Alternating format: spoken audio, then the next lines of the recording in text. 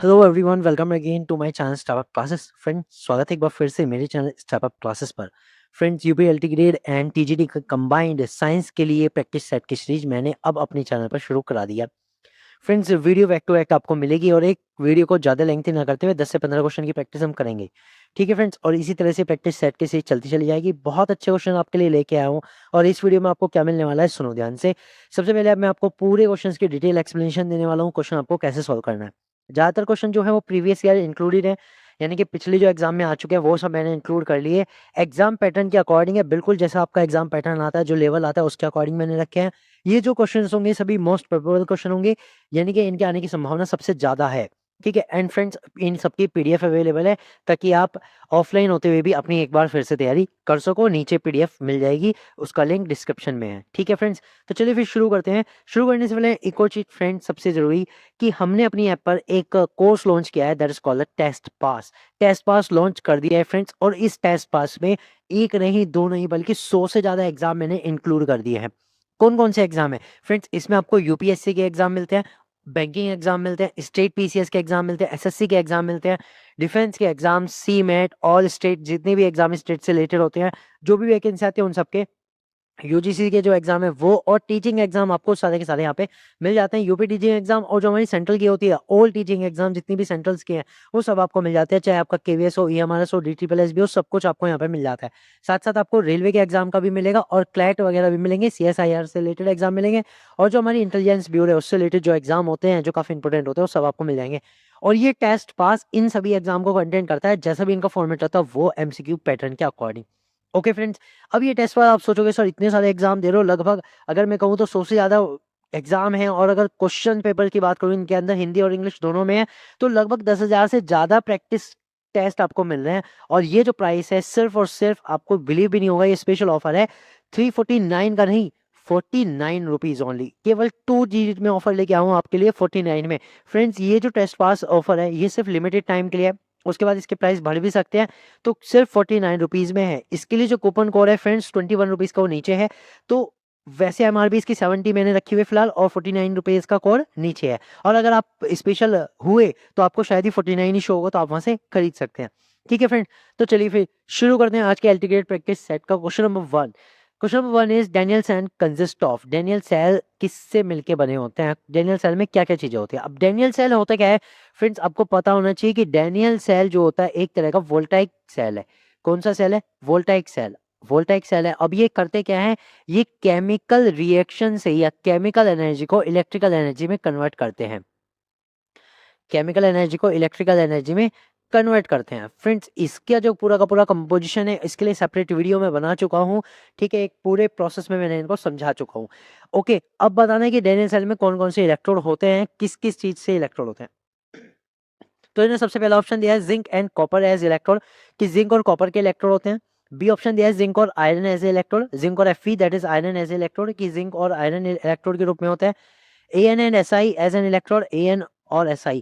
N को छोड़ दो, ये Al होना था। ठीक है, Al and SI, aluminium and silicon as a electrode, ये नहीं होते। Zinc and silver as an electrode, ये भी नहीं होते। फ्रेंड देखो, जो हमारे डेनियल सेल या वोल्टाइक सेल जिन्हें आप कहते हैं, ठीक है, वो बने होते हैं जिंक और कॉपर के इलेक्ट्रोड से। क्या होता है उसमें? जिंक और कॉपर के इलेक्ट्रोड होते हैं। सो ए इज द करेक्ट आंसर। अब ये जो जिंक का इलेक्ट्रोड होता है फ्रेंड्स, ये डूबा रहता है जिंक सल्फेट के सॉल्यूशन में, और जो कॉपर का इलेक्ट्रोड होता है वो डूबा रहता है कॉपर सल्फेट के सॉल्यूशन में। ये चीज आपको याद रखनी है। अब एक और बात, जो एनोड होता है फ्रेंड्स, एनोड यहाँ पर नेगेटिव होता है, और वो होता है जिंक का। जिंक जो मेटल है उसका बना होता है एनोड, और जो कैथोड होता है फ्रेंड्स, यहाँ पर कैथोड होता है पॉजिटिव, और वो बना होता है कॉपर का। ये चीजें आप ध्यान रखिएगा। 2 इलेक्ट्रोड जो होते हैं उसमें जिंक वाला एनोड है, कॉपर वाला कैथोड है, ये आपको याद रखना है। ठीक है, और जो इनके सॉल्यूशन होते हैं वो क्या क्या होते हैं? जिंक सल्फेट और कॉपर सल्फेट। इसके बीच में एक सॉल्ट ब्रिज लगा होता है, सॉल्ट ब्रिज। और सॉल्ट ब्रिज क्या काम करता है? सॉल्ट ब्रिज काम करता है इलेक्ट्रोलाइट्स न्यूट्रलिटी का, जो आयन है उनको न्यूट्रल करने का काम करता है, जिसके अंदर भरा रहता है या तो KCl का सॉल्यूशन या फिर KNO3 का सॉल्यूशन। ये दोनों चीज के सॉल्यूशन इसमें भरे रहते हैं। ये सब चीज छोटा सा कंस्ट्रक्शन मैंने बताया डेनियल सेल का, इंपॉर्टेंट है। पूरी वीडियो बना चुका हूँ, उसे देख लीजिएगा, आपको सारी चीजें समझ में आ जाएगी। अब बात करता हूँ कि बाकी ये सब क्या दिया हुआ है। Zinc and iron, aluminium and silicon, zinc और सिल्वर, ये सब क्या है फ्रेंड? सुनो ध्यान से, देखो, जो हमारे वोल्टेक सेल होते हैं जिन्हें हम गैल्वेनिक सेल भी कहते हैं, वो किसी भी इलेक्ट्रोड को मिला के बन सकते हैं। किसी भी इलेक्ट्रोड को मिला के, जिंक के साथ आयरन लगा लो, जिंक के साथ सिल्वर लगा लो, क्रोमियम के साथ निकल लगा लो, सबके बन सकते हैं। लेकिन फ्रेंड जो डेनियल सेल है ना, वो एक तरह से एक एग्जाम्पल है सबसे सिंपल सेल का, जिसमें हम जिंक और कॉपर के इलेक्ट्रोड यूज करते हैं, जिंक और कॉपर के ही सल्फेट का सोल्यूशन यूज करते हैं। वो डेनियल सेल एक तरह से वोल्टेइक सेल का एग्जाम्पल है, गैल्वेनिक सेल का एग्जाम्पल है, ये याद रखिएगा, ठीक है। बाकी इलेक्ट्रोड किसी के भी हो सकता है, लेकिन अगर डेनियल सेल का नाम आ गया तो जिंक और कॉपर फाइनल है। चलते हैं आगे क्वेश्चन नंबर 2 पर। क्वेश्चन नंबर 2 है salicylic acid react with acetic anhydride to form which of the following. ये कह रहा है सैलिसिलिक जो एसिड है एसिटिक एनहाइड्राइड से अभिक्रिया होने पर निम्न में से क्या बनाता है। बहुत अच्छा, बहुत इंपॉर्टेंट क्वेश्चन है फ्रेंड्स, एलडीग्रेड एग्जाम के लिए, केमिस्ट्री से रिलेटेड है। इसमें बताना है कि जो सैलिसिलिक एसिड होता है, अगर उसकी रिएक्शन एसिटिक एनहाइड्राइड से हो जाए तो हमारे पास क्या बनेगा, उसमें से क्या प्रोडक्ट बनता है। तो बात बताता हूँ कि सैलिसिलिक एसिड क्या होता है और एसिडिक एनहाइड्राइड क्या होता है, उसको समझिए ध्यान से। देखो सैलिसिलिक एसिड क्या होता है, हमारे पास बेंजीन के ऊपर जब कार्बोक्सिलिक एसिड ग्रुप लगा रहता है तो इसे बेंजोइक एसिड बोलते हैं। और फ्रेंड बेंजोइक एसिड के साथ साथ अगर ऑर्थो पोजीशन पर एक OH लग जाए, अल्कोहल ग्रुप लग जाए, तो इस पूरे कंपाउंड का नाम है सैलिसिलिक एसिड। अब इस पर अगर आप एनहाइड्राइड की रिएक्शन कराते हैं, एसिडिक एनहाइड्राइड की, तो वो होता है CH3 C double bond O C double bond O CH3। Friend ये होता है एसिडिक एनहाइड्राइड। अब इसकी रिएक्शन से होता क्या है फ्रेंड्स, ये जो कंपाउंड है एसिडिक एनहाइड्राइड, ये दो पार्ट में टूटता है, ये दो पार्ट में टूटता है, और दो पार्ट में से एक पार्ट तो जाके जुड़ जाता है हमारे इस सैलिसिलिक एसिड के पास, और वहां से एक OH निकल जाता है। तो बनता क्या, वो ध्यान दो। देखो ये ब्रेक डाउन होता है एसिडिक एनहाइड्राइड यहां से इस तरह से, ठीक है फ्रेंड्स। यानी एक COCH3 के पास तो चली जाती है ऑक्सीजन, और एक CH3CO रह जाता है। ये जो CH3CO रहा, ये जाके इस पे ऑक्सीजन पे अटैक करता है और वहां से जाके जुड़ता है। यहां से जो ये हाइड्रोजन निकलता है वो जाता है इस वाले ऑक्सीजन के साथ। सिंपल स्टेप में समझ में आया। तो जब ये सब कुछ हो गया तो इसके बाद हमारा जो प्रोडक्ट बनता है वो कुछ ऐसा दिखाई देगा। भाई ऊपर वाला CH3 जो COH था वो तो एज इट इज है, ठीक है। अब इस ऑक्सीजन पे ये COCH3 आके जुड़ गए, ऑक्सीजन ऑक्सीजन से C double bond O CH3 आके जुड़ गए, समझ रहे हो। ये पीछे वाला आके जुड़ा, ये वाला, ठीक है, ये वाला आके इस पे जुड़ गया। ओके, अब ये हाइड्रोजन निकला वो इसके साथ चला गया, जो हाइड्रोजन निकला वो CH3 C double bond O और H इसके साथ चला गया, जिसके पास ऑक्सीजन थी वहां पर, ठीक है। तो हमारे दो कंपाउंड बन गए। अब इस वाले कंपाउंड का क्या नाम है फ्रेंड्स, इस वाले कंपाउंड का नाम होता है एस्पिरिन। क्या नाम होता है, एस्पिरिन, ठीक है, एस्पिरिन होता है। और इस वाले को हम क्या कहते हैं, इस वाले को हम एसिडिक एसिड कहते हैं। तो ये रिएक्शन होती है। तो सैलिसिलिक अम्ल की एसिडिक एनहाइड्राइड से हमें क्या मिलता है, एस्पिरिन मिलता है। B is the correct answer. क्या मिलता है, एस्पिरिन मिलता है, ठीक है, याद रखिएगा। चलते हैं आगे क्वेश्चन नंबर 3 पर। क्वेश्चन नंबर 3 है on continuous exposure to air sodium finally changes to. ये क्वेश्चन फ्रेंड्स आ जाता है बहुत बार, इसे कॉपर के रिस्पेक्ट में भी पूछा जाता है। तो सोडियम के रिस्पेक्ट में इन्होंने पूछा है कि अगर सोडियम लगातार हवा में रखा रहे तो क्या बनेगा, ठीक है। तो फ्रेंड इसमें ना सोडियम का हमें फाइनली रिएक्शन बताना है, मेरे को फाइनल की क्या बन जाएगा उसके बाद जो रिएक्शन नहीं होगी ये बताना है।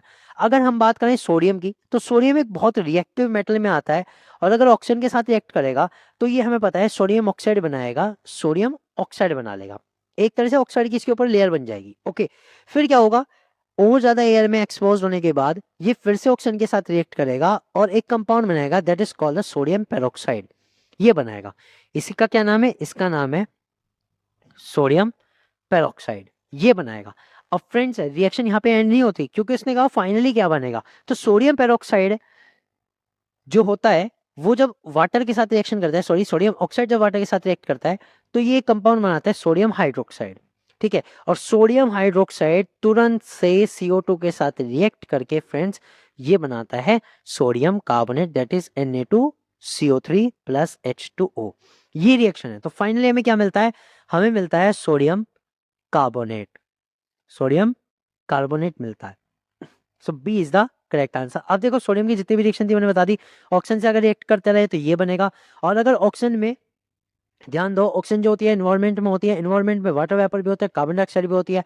तो ये क्या करेगा, Na2O वाटर से रिएक्ट करेगा, सोडियम हाइड्रोक्साइड बनेगा, उसके बाद CO2 से रिएक्ट करके सोडियम कार्बोनेट बनाएगा। तो फाइनली जो आपको प्रोडक्ट मिलने वाला है Na2CO3 मिलने वाला है। Na2O2 मिलता है लेकिन वो ऑक्सीजन के साथ मिलता है। मैं आपको बता दूं this is only for oxygen, सिर्फ जब ऑक्सीजन से रिएक्ट कर रहा होगा तो ये मिलेगा, ठीक है। लेकिन अगर हम एयर की बात करें तो हमें थोड़ा सा और आगे जाना पड़ेगा, वाटर वेपर से भी रिएक्ट करानी है और कार्बन डाइऑक्साइड से भी रिएक्ट करानी है। चलते हैं क्वेश्चन नंबर 4 पर। This is saying that Nernst equation relates electrode potential with, ये कह रहे हैं नर्स्ट समीकरण में जो इलेक्ट्रोड विभव होता है वो किस चीज से संबंधित होता है, टेम्परेचर से, कॉन्सेंट्रेशन से, टेम्परेचर एंड कॉन्सेंट्रेशन से, या टेम्परेचर एंड प्रेशर से। फ्रेंड्स अगर मैं नर्स्ट इक्वेशन की बात करूं तो जनरली अगर हम इसकी इक्वेशन लिख लें तो उससे हमें चीजें पता लग जाती है। तो इक्वेशन क्या होती है, इक्वेशन होती है किसी भी सेल का जो ईएमएफ होता है ई, वो किसके इक्वल होता है, वो इक्वल होता है standard electrode potential, standard cell potential minus R T upon N F, R T upon N F logarithm redox to the power M upon oxidation to the power M की। ठीक है, इसका मतलब क्या है, ध्यान से सुनना, ये जो है ई, ये हमारे उस सेल का पोटेंशियल या सेल ईएमएफ है। इलेक्ट्रॉन पोटेंशियल नहीं, सेल ईएमएफ, पूरे सेल का ईएमएफ, चाहे वो एक सेल छोटा सा हो चाहे बड़ा सा हो, चाहे दोनों सेल को मिला के बनाओ चाहे सिंगल है, तो ये सेल पोटेंशियल होता है। ई नोट क्या होता है, ई नोट होता है स्टैंडर्ड सेल पोटेंशियल, जो स्टैंडर्ड कंडीशन पे रख के निकाला जाता है। ठीक है, आर यहाँ पर कांस्टेंट है, टी टेम्परेचर है, N is the number of electron involving, ये वो है नंबर ऑफ इलेक्ट्रॉन है जो एक रिएक्शन को बैलेंस करने के लिए यूज होते हैं। एफ है फेराडे, एफ क्या है, फेराडे। ठीक है, ये एक तरह से हम ये कह सकते हैं कि 96,500 कूलम के बराबर का चार्ज है, ये है। अब यहाँ पे ये जो रिडक्शन है ये है कि भाई जो रिडक्शन रिएक्शन है उसका कॉन्सेंट्रेशन, जो भी रिएक्शन हो रहा है उस सेल का कॉन्सेंट्रेशन डिवाइड बाय ऑक्सीडेशन वाले का concentration to their stoichiometric coefficient, उनकी पावर उनके स्टोइकियोमेट्रिक कोफिशिएंट के बराबर होती है। तो यहाँ पे अगर मैं सारी चीज देखूं तो क्योंकि जब इलेक्ट्रोड पोटेंशियल पूछा है या सेल पोटेंशियल पूछा है तो इन दो चीज को तो छोड़ दो, तीसरी चीज आती है कांस्टेंट, इसे भी छोड़ दो। तो अगर मैं देखूं ये टेम्परेचर पे भी डिपेंड कर रहा है और जो ये हमारी ब्रैकेट में टर्म्स है that is called the concentration, उस पर भी डिपेंड कर रहा है। तो ये दो चीजों पे डिपेंड करता है, सी एंड सी पर that is temperature and concentration. ठीक है, C and T that is concentration and temperature पर ये डिपेंड करती है। तो नेक्स्ट इक्वेशन दो चीजों पे रिलेट करती है, टेम्परेचर एंड कॉन्सेंट्रेशन पर। ओके फ्रेंड्स, अब चलते हैं क्वेश्चन नंबर 5 की ओर। क्वेश्चन नंबर 5 है, if uncertainty in the position of an electron is zero, the uncertainty in its momentum would be, यदि एक इलेक्ट्रॉन के स्थान में अनिश्चितता शून्य है तो इसके संवेग में अनिश्चितता कितनी होगी, ये हमें बताना है। तो फ्रेंड्स इन्होंने कहा देखो अनसर्टेनिटी, जब भी अनसर्टेनिटी की बात आए समझ जाना ये हाइजेनबर्ग अनसर्टेनिटी जो प्रिंसिपल है उसी से आया है। अब हाइजेनबर्ग अनसर्टेनिटी प्रिंसिपल कहता है that the uncertainty in position of an electron and in the position the product of uncertainty into the position of electrons and of the momentum of electron always greater or equal h upon 4 pi. This is the principle of Heisenberg uncertainty. Okay, now we have given that delta x is equal 0, जो स्थान में अनिश्चितता है वो कितनी है, शून्य है। तो अब मैं इस फॉर्मूले को अगर मॉडिफाई करूं, इक्वेशन को मॉडिफाई करूं, that will be equal to delta p will be greater than equal h upon 4 pi into delta x, ये लिख सकता हूँ कि नहीं भाई, डेल्टा एक्स इधर मल्टीप्लाई में था इधर डिवाइड में, दैट्स इट। अब डेल्टा एक्स बराबर अगर मैं जीरो रखता हूँ तो डेल्टा पी विल बी कितना आ जाएगा, delta V will be greater than equal then infinite. ठीक है, इन्फिनाइट या अनंत आ जाएगा, कितना आ जाएगा, अनंत आ जाएगा। तो हमें पता लग गया जो मोमेंटम होगा वो कितना होगा, अनंत होगा। So D will be the answer. अब फ्रेंड ध्यान दो, अगर इसमें मोमेंटम उसने जीरो कर दिया होता तो क्या होता, तब स्थान में निश्चितता अनंत आ जाएगी। ठीक है, अगर कोई एक चीज वन हो जाए, अगर एक चीज कोई वन हो जाए तब क्या होगा, ये h अपॉन 4 पाई के इक्वल और ग्रेटर हो जाएगी। ठीक है फ्रेंड्स, ये चीजें ध्यान रखना, इस तरह से क्वेश्चन आता है। तो क्वेश्चन नंबर 5 के बाद चलता है क्वेश्चन नंबर 6 पे। ये कह रहा है Compton effect gives information about, Compton प्रभाव किसके बारे में सूचना देता है, the wave nature of light, transverse character of light, corpuscular nature of light, none of this. तो देखो फ्रेंड्स, जो कंपटन इफेक्ट होता है वो कॉर्पस्कुलर नेचर ऑफ लाइट के बारे में इंफॉर्मेशन देता है। So C will be the correct answer. अब ये कॉर्पस्कुलर मतलब क्या है, कॉर्पस्कुलर होता है पार्टिकल नेचर। कॉर्पस्कुलर क्या होता है, कॉर्पस्कुलर मतलब पार्टिकल नेचर ऑफ लाइट। कौन सा nature, particles nature of light, यानी प्रकाश की कण प्रकृति, प्रकाश की कण प्रकृति के बारे में बताता है। ठीक है, ये आपको पता होना चाहिए। तो कॉम्पटन इफेक्ट किसके बारे में बताता है, कॉम्पटन इफेक्ट किसके बारे में बताता है, कॉर्पस्कुलर नेचर या फिर पार्टिकल नेचर के बारे में। अब एक और चीज है कि क्या कॉर्पस्कुलर पार्टिकल नेचर सिर्फ कॉम्पटन इफेक्ट पर बताता है? दो तीन फ्रेंड ऐसे कंसेप्ट हैं जो कॉर्पस्कुलर थ्योरी को बताते हैं, अब सारे बता देता हूँ। एक तो देखो यही हो गया, नंबर 1 तो कॉम्पटन इफेक्ट हो गया जो कण प्रकृति को बताता है लाइट की, ठीक है, ये हमने यहाँ पे पढ़ा। सेकेंड थिंग आती है, एक थ्योरी आती है न्यूटन्स कॉर्पस्कुलर थ्योरी, न्यूटन्स की कॉर्पस्कुलर थ्योरी, वो भी हमें किसके बारे में बताती है? जो भी हमारा प्रकाश है उसकी कण प्रकृति के, प्रकाश की कण प्रकृति के, पार्टिकल नेचर के, कॉर्पस्कुलर नेचर के, ठीक है। तो दो थ्योरी होगी, एक तो कॉम्पटन इफेक्ट बताता है, न्यूटन्स की कॉर्पस्कुलर बताती है, थ्योरी बताती है। थर्ड कौन सा है? थर्ड है फोटो इलेक्ट्रिक इफेक्ट। थर्ड हमारा कौन सा है? फोटो इलेक्ट्रिक इफेक्ट है। ये भी हमें किसके बारे में बताता है? ये भी हमें प्रकाश की कण प्रकृति की जानकारी देता है। और चौथा कौन सा होता है? Raman effect. Friends Raman effect जो है वो भी किससे रिलेटेड है? प्रकाश की कण प्रकृति से। ये चारों चीजें हमें प्रकाश की कण प्रकृति के बारे में बताती है। वेव नेचर की अगर हम बात करें तो वेव नेचर में हमारी आती है इंटरफेरेंस, इंटरफेरेंस, डिफ्रैक्शन और पोलराइजेशन। वो हमें किसके बारे में बताते हैं? प्रकाश की तरंग प्रकृति के बारे में बताती है, पोलराइजेशन, ठीक है। ये सब हमें प्रकाश की तरंग प्रकृति के बारे में बताती है। तो ये चीजें आपको पता होनी चाहिए। चलते हैं क्वेश्चन नंबर 7 पर। क्वेश्चन नंबर 7 क्या कहता है? A metal surface is illuminated by a light given intensity and frequency to cause the photo emission. ये कह रहे हैं प्रकाशोत्सर्जन के उद्देश्य से किसी एक दिए गए तीव्रता और आवृत्ति के किरण द्वारा धातु की सतह को जगमाया जाता है। सिंपल सी अगर वर्ड में समझाऊं तो कुल मिला के एक सरफेस है, ठीक है, उसके ऊपर इन्होंने एक लाइट डाली जिसकी एक पर्टिकुलर फ्रीक्वेंसी और इंटेंसिटी है। If the intensity of the illumination is reduce to 1/4 of its original value, यदि इंटेंसिटी यानी तीव्रता की जो वैल्यू है, ठीक है, उसको उसके मूल मान से 1/4 तक घटाया जाता है, 1/4 गुना तक घटाया जाता है, तो उत्सर्जित then the maximum kinetic energy of the emitted photo electron would becomes. ये कह रहे हैं तो उत्सर्जित फोटो इलेक्ट्रॉन की अधिकतम गतिज ऊर्जा कितनी हो जाएगी, ये इन्होंने पूछा है। तो कुल मिला के यहाँ पे हमें क्या बताना है? कुल मिला के हमें बताना है कि क्या इंटेंसिटी और काइनेटिक एनर्जी में कोई रिलेशन है कि नहीं, और अगर रिलेशन है तो हमें ये बताना है कि अगर इंटेंसिटी को हम 1/4 कर दें तो काइनेटिक एनर्जी कितनी हो जाएगी। सो ध्यान दो फ्रेंड्स, यहाँ पर एक बहुत अच्छा कंसेप्ट है कि intensity that is I not, लिख देता हूँ, मूल मान की बात करें ना तो I not is not related to kinetic energy, या मैं कहता हूँ काइनेटिक एनर्जी पर इंटेंसिटी का कोई प्रभाव नहीं पड़ता, ठीक है। काइनेटिक एनर्जी पर इंटेंसिटी का कोई प्रभाव नहीं पड़ता, प्रकाश की तीव्रता पर फोटो इलेक्ट्रॉन की इंटेंसिटी का कोई प्रभाव नहीं पड़ता, ठीक है। प्रकाश कितना भी तीव्रता का आ जाए, कितनी भी इंटेंसिटी का आ जाए, कितनी भी ब्राइटनेस का आ जाए, उसका काइनेटिक एनर्जी पर, फोटो इलेक्ट्रॉन की काइनेटिक एनर्जी पर कोई प्रभाव नहीं पड़ता।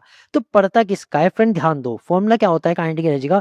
12mv²। अब ये जो फॉर्मूला होता है वो इक्वल होता है E-W के, डब्ल्यू नॉट के। डब्ल्यू नॉट क्या होता है? डब्ल्यू नॉट होता है वर्क फंक्शन, जो कि हमारे मेटल की प्रॉपर्टी होती है, ठीक है। और ई क्या होता है? ई होती है energy of the light emitted, energy of the light falling, या फिर जो एनर्जी है ना, जो लाइट की एनर्जी आ रही है, ठीक है, उसकी एनर्जी होती है। तो उसमें से वर्क फंक्शन की जितनी एनर्जी घटाने के बाद जो हमें मिलती है वही फोटो इलेक्ट्रॉन की काइनेटिक एनर्जी होती है। तो कुल मिला के एनर्जी पे डिपेंड है, ठीक है, ई पर और डब्ल्यू नॉट पर। अब ई अगर हम बात करें और डब्ल्यू नॉट अगर हम बात करें तो इनका फॉर्मूला होता है एच न्यू नॉट और H C upon lambda naught, ठीक। और इसका फॉर्मूला क्या होता है? एच न्यू और एच सी अपॉन लैम्डा, ठीक है। तो ये किस किस पे डिपेंड करता है? लैम्डा नॉट क्या होता है? लैम्डा नॉट होता है थ्रेशोल्ड फ्रीक्वेंसी, फ्रीक्वेंसी नहीं यहाँ पे क्योंकि लैम्डा रख दिया तो ये होती है वेवलेंथ, थ्रेशोल्ड वेवलेंथ पे डिपेंड करता है, ठीक है। और लैम्डा जो होती है इसकी जो भी लाइट आ रही है उसकी वेवलेंथ होती है, wavelength of incident light, wavelength of incident light. तो इन सब चीजों पे डिपेंड करता है, लेकिन काइनेटिक एनर्जी प्रकाश कितनी तीव्रता का आ रहा है उस पर डिपेंड नहीं करता। फ्रीक्वेंसी पे भी करता है, गिरने वाली लाइट के फ्रीक्वेंसी पे करता है, गिरने वाली लाइट की वेवलेंथ पे भी डिपेंड करता है, जो मेटल है उसकी जो प्रॉपर्टी है दैट इज वर्क फंक्शन उस पर भी डिपेंड करती है काइनेटिक एनर्जी, लेकिन इंटेंसिटी पे डिपेंड नहीं करती। सो ए विल बी करेक्ट आंसर कि अगर इंटेंसिटी में हमने कोई भी घटाया बढ़ाया तो काइनेटिक एनर्जी में कोई चेंज नहीं होगा। पॉइंट शुड बी क्लियर, ठीक है। तो इसमें क्या आ जाएगा? अनचेंज, इंटेंसिटी काइनेटिक एनर्जी से रिलेटेड नहीं है। चलते हैं क्वेश्चन नंबर 7 पर। The frame of reference in which the speed of light C in all the direction is, ये वे कह रहे हैं कि वह निर्देश फ्रेम जिसमें सभी दिशाओं में प्रकाश की चाल सी होती है। ये कह रहे हैं ऐसा निर्देश फ्रेम बताओ, रेफरेंस बताओ, फ्रेम ऑफ रेफरेंस जिसमें जो प्रकाश की चाल है वो सभी दिशाओं में सी होती है, समान होती है। तो सन, अर्थ, नॉन इनर्शियल या फिर इनर्शियल रेफरेंस फ्रेम। फ्रेम ऐसे फ्रेम को हम क्या कहते हैं, इसे हम कहते हैं इनर्शियल जड़त्वीय निर्देश frame. D will be the correct answer. तो इनर्शियल फ्रेम है क्या, मतलब इससे हम किसकी बात करें, देखो एक तरह से ना जब हम किसी भी चीज से रिलेटेड करते हैं तो हम उसे इनर्शियल के रिस्पेक्ट में ना एक फ्रेम मानते हैं, एक सिस्टम मानते हैं, उस सिस्टम के अंदर प्रकाश की चाल सी होनी चाहिए। तो वो कौन सा होता है, वो होता है जड़त्वीय निर्देश frame, inertial reference frame. Okay, non inertial मतलब जो अजड़त्वीय है, जो अपने आप में है, जैसे ग्रेविटी है, ठीक है, ये सब चीजें जो हो गई वो अजड़त्वीय है। हम बात करें जड़त की जहां इनर्शियल होता है। So D will be the correct answer. चलते हैं क्वेश्चन नंबर 9 पर। ये भी बहुत इंपॉर्टेंट क्वेश्चन है friends. The Balmer series of hydrogen is found in which region. देखो फ्रेंड्स, हाइड्रोजन स्पेक्ट्रम की बात करें तो हाइड्रोजन स्पेक्ट्रम से रिलेटेड सीरीज की larger longest and shortest wavelength से रिलेटेड इस तरह क्वेश्चन आते हैं। और सीरीज में कौन से रीजन में हमें सीरीज मिलती है, कौन से रीजन में वो दिखती है, वो भी क्वेश्चन आते हैं। तो इन्होंने पूछा है बाउमर सीरीज। तो फ्रेंड्स बाउमर सीरीज का तो याद रख लो, बाउमर सीरीज होती है विजिबल रीजन में। बाउमर सीरीज किस में होती है, visible region. C will be the correct answer. ठीक है, उसके अलावा जो हमारी लाइमन सीरीज होती है, ये लाइमन सीरीज के बाद बाउमर, बाउमर के बाद ब्रैकेट फंड, ये सब जो होती हैं वो सब अलग अलग होती हैं। पाशन, ब्रैकेट फंड, ये सब अलग अलग रीजन की होती है। तो इसमें जो बाउमर है वो विजिबल रेंज में है, ये आप याद रखिएगा। और जो बाउमर से पहले है, अगर मैं लाइमन की बात करूं, लाइमन सीरीज की तो अल्ट्रावायलेट रेंज में है, और बाउमर मैंने बता दिया विजिबल में है। और बाउमर के बाद कौन सी आती है, बाउमर के बाद आती है पाशन, पाशन के बाद ब्रैकेट, ब्रैकेट के बाद फंड। ओके, उसके बाद आती है हम्परे, ये सब। ठीक है, तो लाइमन अल्ट्रावायलेट में, बामर विजिबल में, पाषाण की बात करूँ ये सारी की सारी इंफ्रारेड में है, सारी की सारी किसमें है, इंफ्रारेड, अवरक्त में है। ठीक है, इंफ्रारेड में भी अगर मैं बात करूँ तो ये कम वाली इंफ्रारेड हो जाएगी तो इसे नियर इंफ्रारेड कहते हैं, बाहर वाली ज्यादा वाली इंफ्रारेड हो जाएगी तो इन्हें फार इंफ्रारेड कहते हैं। ठीक है, तो ये हो गया। चलते हैं क्वेश्चन नंबर 10 पर। क्वेश्चन नंबर 10 है, न्यूक्लियर फोर्सेस आर, नाभिकीय बल होता है, नाभिकीय बल कैसा होता है, always repulsive, always attractive, attractive at large distance and repulsive at shorter distance, repulsive at large distance and attractive at shorter distance। इसमें से कौन सा होता है फ्रेंड, ध्यान दो, ये होता है सी, जो नाभिकीय बल होता है, नाभिकीय बल। ठीक है, जो नाभिक का बल होता है दो नाभिकों के बीच लगने वाला, वो क्या होता है, जब ज्यादा डिस्टेंस होती है तो वो अट्रैक्टिव होता है। क्या होता है, बहुत अट्रैक्टिव होता है, एक दूसरे को खींचते हैं, दो न्यूक्लियस अपने एक दूसरे को खींचते हैं। लेकिन जब वो बहुत पास हो जाते हैं ना, तो बहुत पास हो जाते हैं, अब क्योंकि न्यूक्लियस में जो चार्ज होता है वो प्रोटॉन के कारण पॉजिटिव चार्ज होता है। अब दो न्यूक्लियस बहुत पास आ गए, तो पास आते ही क्या होगा, पॉजिटिव पॉजिटिव एक दूसरे को रिपल्स करेंगे। तो अगर थोड़ी सी ज्यादा डिस्टेंस है, बहुत ज्यादा नहीं, थोड़ी सी ज्यादा डिस्टेंस है, ठीक है, न्यूक्लियस के रिस्पेक्ट में देखो तो थोड़ी सी ज्यादा अगर डिस्टेंस है तो वो अट्रैक्टिव होंगे, लेकिन जैसे जैसे वो डिस्टेंस बहुत कम हो जाएगी तो पॉजिटिव पॉजिटिव चार्ज के कारण वो रिपल्सिव हो जाएंगे। So C will be the correct answer. ठीक है, तो नाभिकीय बल कैसा होता है, अट्रैक्टिव होता है लार्ज डिस्टेंस पे, लेकिन अगर बहुत पास आ गए, बहुत क्लोज हो गए तो वो रिपल्सिव हो जाएगा, एक दूसरे को दूर भगाने लगेंगे, प्रतिकर्षी हो जाएंगे। ओके फ्रेंड्स, तो फ्रेंड्स ये एल्टीग्रेड प्रैक्टिस सेट की वीडियो नंबर 1 थी, जिसमें मैंने 10 क्वेश्चन कराए। इसके बाद आएगी प्रैक्टिस सेट की जो वीडियो है, वीडियो नंबर 2। बने रहिए हमारे साथ फ्रेंड्स, और अगर आपने चैनल को सब्सक्राइब नहीं किया तो चैनल को सब्सक्राइब करो। अब ये पूरी सीरीज चलेगी और प्रैक्टिस सेट जो चलेंगे वो तो चलेंगे, साथ साथ हम टॉपिक वाइज और चैप्टर वाइज भी प्रैक्टिस सेट लेके आने वाले हैं। तो बने रहिए हमारे चैनल के साथ, सब्सक्राइब जरूर कर लेना। मिलता हूँ अगली वीडियो में, तब तक के लिए गुड बाय।